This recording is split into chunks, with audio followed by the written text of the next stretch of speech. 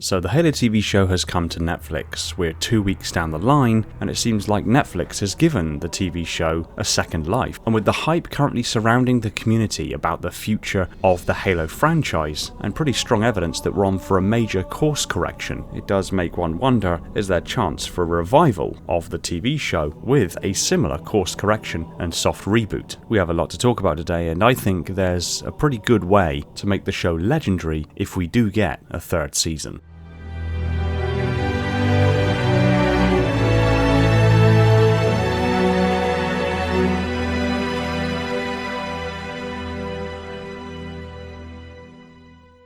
Hey everyone, welcome back to Installation 00. So, it's time to talk about the Halo TV show. Now, I've taken some time to do some deep research and look at the numbers, and I wanted to wait a couple of weeks to see how the show performs and really do some deep dives into the nitty-gritty details, as well as formulate my own thoughts on things. After all that, I have quite a bit to say on the TV show's recent release on Netflix, some reasons behind its cancellation, and more prominently, I have some loose plans for a possible future for the series, if that is what is planned, that I'd like to run past you guys for your comments. Stick with me because I really think we're onto something here. Also, this video is a little experiment in a truncated silence plugin. Basically, I noticed that a lot of my videos have a lot of pauses between a sentence. That is kind of the natural cadence of my conversation. Using truncated silence cuts out a lot of that dead air in between my sentences and actually shaves off a couple of minutes from long form videos. Let me know if you like this more truncated delivery or if I should go back to my natural cadence. So let's get to this.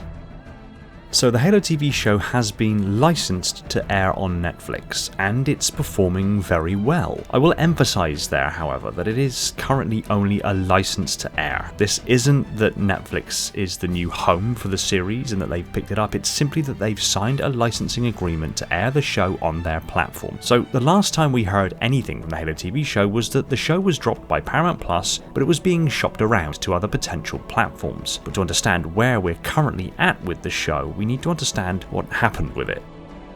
Now, I know that Season 1 was very controversial within the Halo community due to how far it deviated from the established lore, with Season 2 being received markedly better, but still having aspects the fanbase didn't like. Now, broadly, I quite enjoyed the seasons. Were there things I didn't like? Yes, of course. I didn't much care for Quan's storyline at all. McKee's storyline wasn't particularly interesting to me either. Particularly in Season 1, Soren's storyline didn't feel like it really amounted to much of anything, but it got better in Season 2. There were also certain things that should not have happened, the big one being the romance between Chief and McKee that was a rather massive misstep. It just shouldn't have happened, and that's a sentiment echoed even by Pablo Schreiber himself, the man who plays the Master Chief. Keyes being killed off in Season 2 shouldn't have happened, although I will add, he didn't die on screen, so it's plausible he could come back. The Flood being revealed in Season 2 on Onyx shouldn't have happened either, even if some of the Flood stuff was really unsettlingly cool. So yeah, there were things I didn't like, there were things that I think shouldn't have happened, but aside from that, I enjoyed the TV series. Season 2 significantly more than Season 1, but in either case it was dropped by Paramount Plus and we haven't heard much since. Now, I know the wider rhetoric going around social media was that it was cancelled because it was unpopular, but based on what I've found in my research, this is simply not true. Now, I implore you to do your own research on this as well, as it is out there and a quick Google will paint a very clear picture, so don't just take my words on it. I have put some links in the description if you want to start taking a look, but please do your own research to validate what I'm saying here. The series was not cancelled because it was unpopular. It was popular. Yes, it was very divisive within the Halo fanbase, but more broadly, it was well received. So you have to bear in mind that the TV show was aired to the world, not just Halo fans watched it. Casual players or those with little to no prior knowledge of the franchise, I imagine, would have watched and received the series very well as a solid sci-fi series. Of course, those of us who know the lore in and out, the deviations were many and obvious.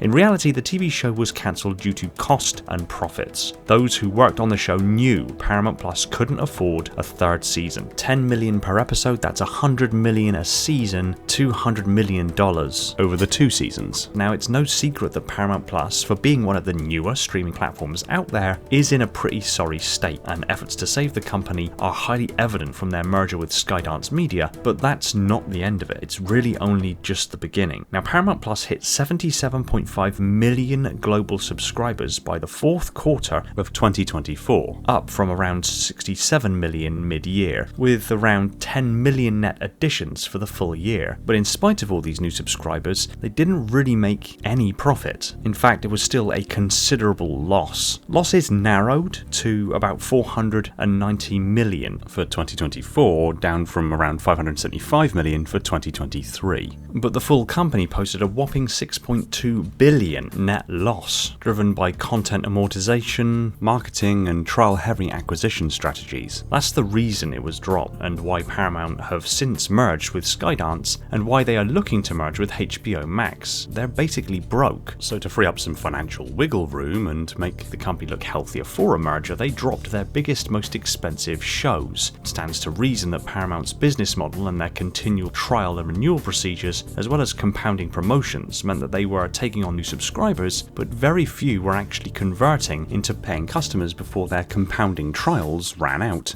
and they didn't renew. At the same time they dropped Halo, they also dropped a dozen other shows because they're losing money and can't afford to keep them and the other shows and survive a merger whilst still carrying them. That really is the brass tacks of the situation. This is given further credibility if you consider the current views and ratings of the Halo TV show now it is being aired on Netflix. I will completely admit that Paramount weren't exactly transparent with facts and figures and statistics for Halo's airing, but Netflix most definitely has been. It's quickly risen to one of the most popular shows on the platform. It immediately entered into the US top 10, holding 4th position for nearly the entire first week, briefly taking the 3rd position. Halo remained in the top 10 for the first week on Netflix in the US. Season 2 was in the top 10 on Netflix in UK, Canada, Mexico, and Brazil in the first week. Season 1 actually debuted back in March for the UK and many other territories, logging 4.2 million viewers and 32.1 million watch hours. It reached number 1 in 8 countries, with average top 10 stays of around 15 days, with Colombia and Peru being at the month mark.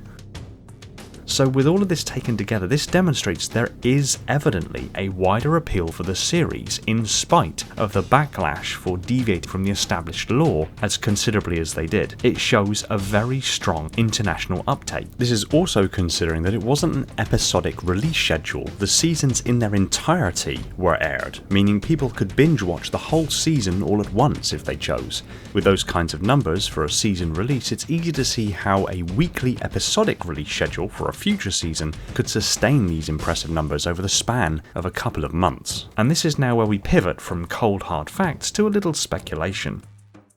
Now, with those kinds of results, it stands to reason that Netflix may be looking at the performance of Halo on their platform and seeing its wider appeal and ability to pull in audiences and think to themselves, maybe it's worth looking further into picking this show up beyond just an airing license. It was clear, based on the changes from Season 1 to Season 2, that the showrunner, director and writers were attempting a course correction, trying to compensate for the obvious backlash from the fan base, but while also not alienating those who had found the series independent of the games. Next year is the 25th anniversary of Xbox and, of course, of Halo CE. This is what's feeding the rumours for a Halo CE remake, and it's evident that Halo Studios are working on numerous projects, with many in the community feeling that the reveals at HCS Worlds in Seattle at the end of October will spell out the future of Halo and, with hope, perhaps more broadly course correct the franchise back to wider appeal once more, pushing Halo to become the titan that it was once more. Now, factoring all of this together, I can't help but feel that if there was any time to revive the TV series, it would be now.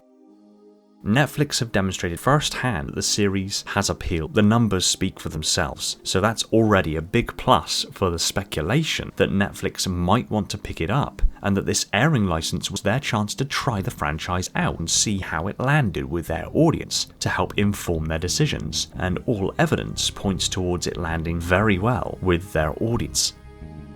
The story ended in Season 2 at nearly the beginning of the events of what would be Halo CE. Next year is Halo CE's 25th anniversary, and the rumours are all but confirmed that a Halo CE remake is what's coming next. If Netflix are looking at Halo as a potential franchise to pick up for a new series, there is literally no better time or place to do it and to soft reboot it, allowing Netflix to put their own mark on the series and to release a Season 3 in line with the massive hype that will inevitably come and persist from Halo's 25th anniversary. And what better way to course correct the series with a soft reboot to more closely follow the events of Halo CE and the book Halo the Flood. In truth, there is so much happening in the Halo universe during these events that would give narrative diversity and complexity to the story on par with record-breaking franchises, the likes of Game of Thrones and other similar series. But in order to tell a long-lasting story, we'd need to slow things down considerably. If we were to follow just the main narrative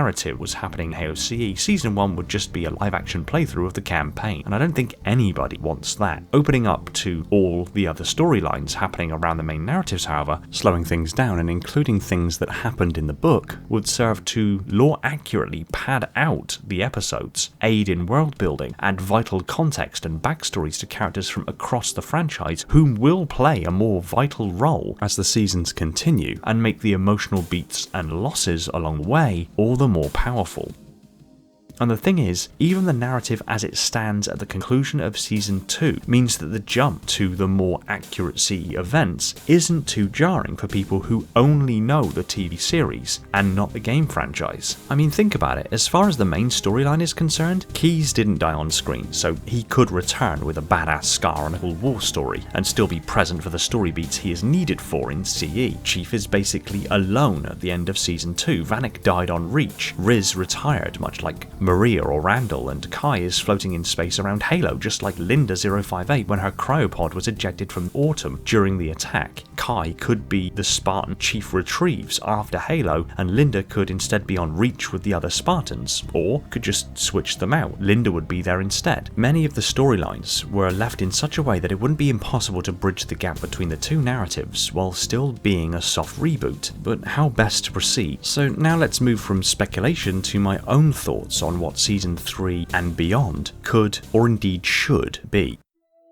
Now we could start on the Ascendant Justice, on the bridge of the flagship as the officers on board revere the displays in front of them showing the Sacred Ring. An elite in gold armour, Thel Vadami himself, walks into frame and stands in reverence. One of his second-in-command could ask him questions, allowing Thel to recount the events that led the Ascendant Justice, flagship of the fleet of Particular Justice, to Halo, briefly recounting the fall and glassing of Reach, the pursuit of the Pillar of Autumn, and the slipspace jump that brought them here. It's at this moment that the tone of the bridge would shift, and indications of an inbound vessel in slipspace would chime on the displays. A slipspace rift would open and the Pillar of Autumn would arrive. Thel would immediately take command and begin giving orders, and the camera would pull out to show the rest of the fleet of Particular Justice moving to intercept, with dozens of Tick boarding craft moving to engage. Thel's storyline would become the backdrop to the entire season, with him being the ultimate source of the challenges that are presented to our protagonists. We then cut to being on board the Pillar of Autumn, which would open similarly to Halo CE, with Captain Keyes and Cortana talking about the situation, all the way up to the point that Keyes gives the order to get everyone ready and to their battle stations. At this point the camera could enter free flight and start weaving through the ship, seeing people getting to their battle stations. Diving through decks, we meet Marines getting armed and armoured. Diving still, UNSC personnel hurrying between stations. Deeper, we see Carol Rawley, aka Fohammer, running through the decks. We follow her briefly until she gets to an elevator. She climbs aboard and the doors shut us out. A group of ODSTs run past the camera and we follow them down a few corridors until we arrive at Hell's waiting room, the ODST ready room. Major Silver and Lieutenant McKay are both seen talking to and briefing ODSTs, including Fireteam Raven. We dive through the ship and find Johnson rallying Marines in one of the hangar bays. Johnson gives his rallying speech as Cortana's voice calls out over the ship's comm. The camera dives into the speaker and now flying through the wires and conduits of the ship ship, we weave back and forth until we emerge from the console of Cryobay 2 as an order to unseal the hushed casket flickers on the screen. Sam and Tom freeze a moment and then begin the processes, keying commands. The cryopod descends from cryo-storage into the bay. As it descends, Tom leaves Sam's side, walks along the gantry and climbs down a ladder to the cryobay deck. He walks over to the cryopod as it settles into the dock. Through the frost on the inner surface of the glass, we can see a slightly obscured Spartan, the Master Chief. The camera died to the cryopod and a dream sequence begins in first person. This actually happened in the book The Flood. This sets up more of Chief's backstory and gives some context on who and what he is and what's going on. It covers his early childhood and very vague memories of his mother, then of Dr. Catherine Halsey, his augmentation becoming a Spartan, and eventually morphing again and being presented with Cortana for the first time. The dream would shift, and behind this Mother Halsey Cortana figure, he could see a dark, nebulous shape looming in the background. All of his battle instincts kick in. He attempts to grab a nearby MA5B assault rifle to respond to the threat. The dark, ominous shape howls at him with a battle cry and is impossibly fast and on him in seconds. He tries to lift the rifle and is mortified to find that he is no longer in his armor. He has the arm of a 6-year-old child. He battle cries in frustration to his own weakness, but the dream begins to fragment and interrupted by the voice of Tom and Sam as brief flickers of the Battle of Reach play through his head. He sees his fellow Spartans, so many of them who fell at Reach, so many left behind.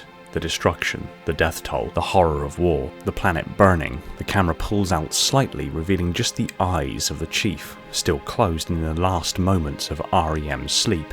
A few deep breaths and his eyes snap open, and immediately the camera pulls back out of his helmet and to the deck of the cryobay. The lid of the cryopod lifts, and the story begins. Cue the title screen. Season 3 could kick off exactly as I've just explained here, and it would not only honour the Halo that so many of us are familiar with, but also be something enthralling for people who are new to Halo to be captivated by. The story that we know and love, captivating new people all over again. From here, you tell a multifaceted story. We can follow the Chief and his exploits beyond just what he does in-game, but narratively explore the Chief in what was happening during the book and lean into the moments where Chief isn't fighting to allow him to reflect on events, and perhaps have him dealing with the grief of losing Reach and, as far as he knows at least, all of his fellow Spartan, coming to terms with the possibility that he's the last of his kind, all while shouldering the immense responsibility that comes with that and the unfolding events on this alien ring world. There are even scenes in The Flood where Chief goes to Alpha Base, the de facto UNSC operating base, takes off his armor, he has some food, he has a shower, takes a moment to reflect. There are ample opportunities to do this across the entire narrative. Chief's storyline could serve not only to explore his humanity, but also his role as humanity's savior, as the Spartan. His storyline would also serve as the major action plotline where the narrative is pushed forward, but that doesn't lessen what is happening around the Chief and beyond at the same time. We can follow Keyes and the command crew following their evacuation of the Autumn, their capture by the Covenant, and interrogation on the Truth and Reconciliation. We can follow Keyes to the suspected weapons cache in the swamp, but we'll hold off on the final reveal. Johnson and his squad of Marines, including Jenkins, are involved in numerous battles across Halo's surface. That would open the opportunity to explore their characters with flashbacks to Harvest and the first contact with the Covenant, Jenkins becoming a Marine under Johnson, and the formative moments that turned Johnson from a Marine who was tired of fighting other humans and mourning the death of his aunt,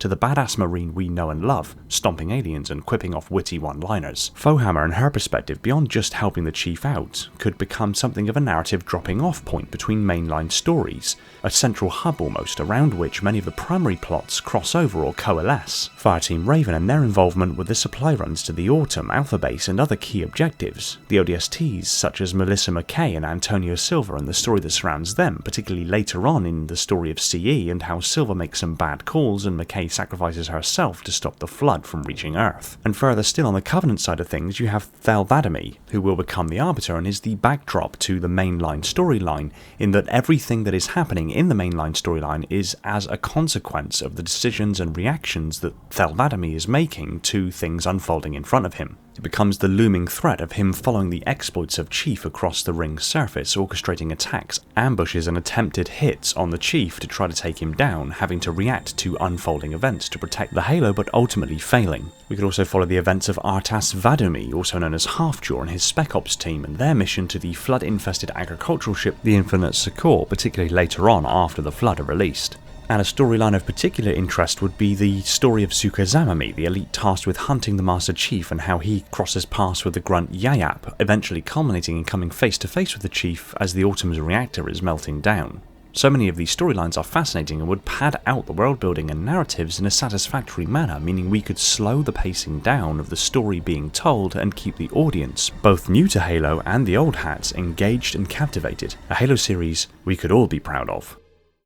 But we're not telling the whole story of CE in Season 3. Season 3 should cover the story up to the end of the Silent Cartographer. At least that's my belief. Chief is on board Echo 419, diving into the bowels of Halo, having identified the location of the control room. Keyes and his escort on their way to the weapons cache inside the Forerunner Swamp facility. Alpha Base has managed to repel borders of a Covenant attack, and the Covenant have unwittingly released something horrible deep within the research facilities. That sets the scene for a 4th season that practically writes itself, where the events pick up in the first half of the season with Chief finding his way to the control room and learning Keyes is walking to something horrific. Zuka still hunting the Chief, having narrowly escaped death in the Silent Cartographer facility. The latter half of Season 4 would tackle the emergence of the Flood, Johnson managing to survive the Flood attack but losing Jenkins and Keyes. Jenkins' Flood infection, his journey to Alpha Base, and his struggle to maintain control against the Flood intelligence. Chief searching for Keyes but 343 Guilty Spark interrupting him, and at the conclusion of Season 4, Chief and Spark arrive in the dreaded library.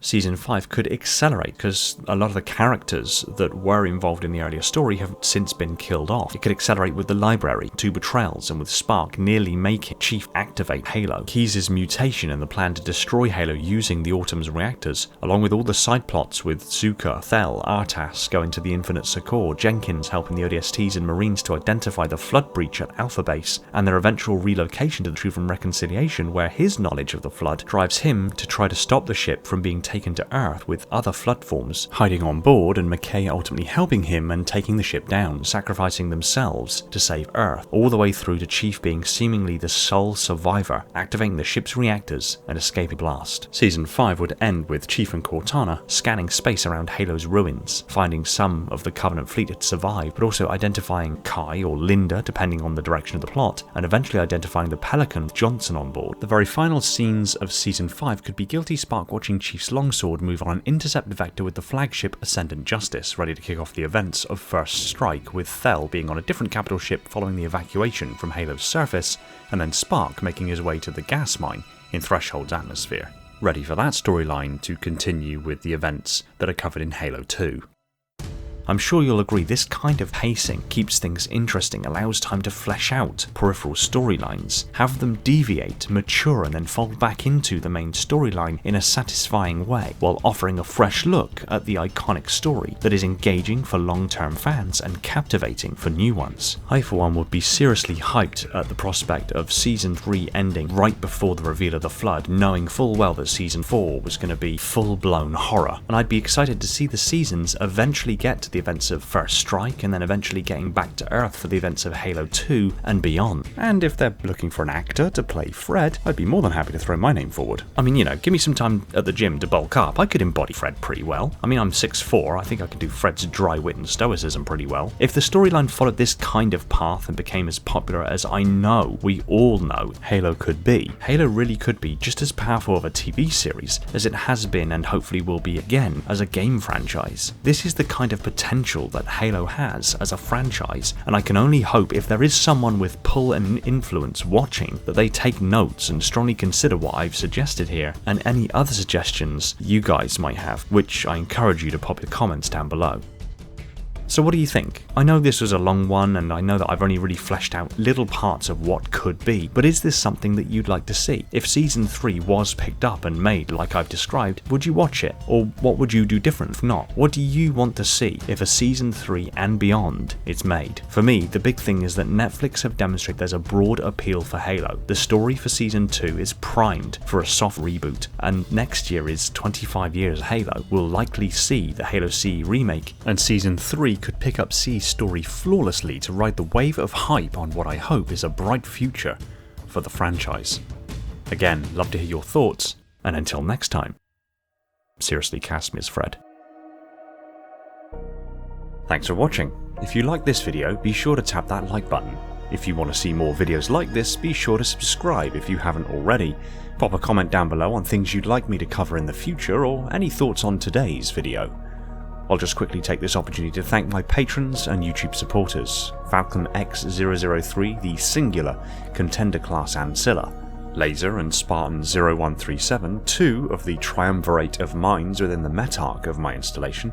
My installation's monitors: Shane, Orion, Spartan 1029, 121 Esoteric Sight, Ashley and Sylphia.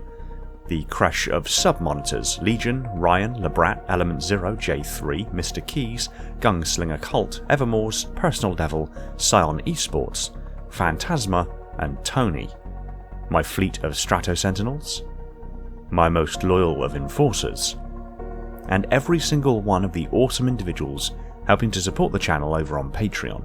It really does help and allows me to keep doing what I do, and I can't thank you all enough. Huge shout to my Tier 0 Transcendent YouTube members Balaz, Jimbo and Mori. Thank you for continuing to stand sentry over my installation from all threats metaphysical. And if you would like to help support the channel in a more visceral way, consider jumping aboard as a YouTube member or patron to earn tons of perks, merch and goodies along the way. Thank you again for watching, take it easy everyone, and find peace in the domain.